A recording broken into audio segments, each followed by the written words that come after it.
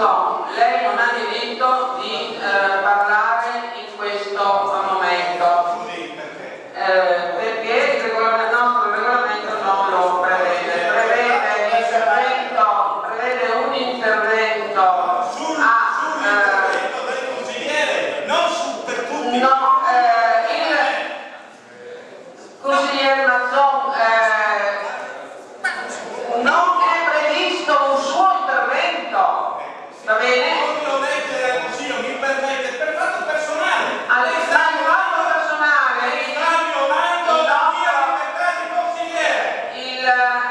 Lei sta violando la mia libertà di consigliere, perché toglie a me di poter esprimere il secondo regolamento.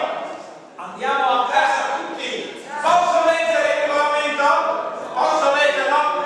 Allora qui c'è la segretaria, lei legga il regolamento e poi leggeremo anche noi il regolamento. Mi pare che questo consiglio stia incominciando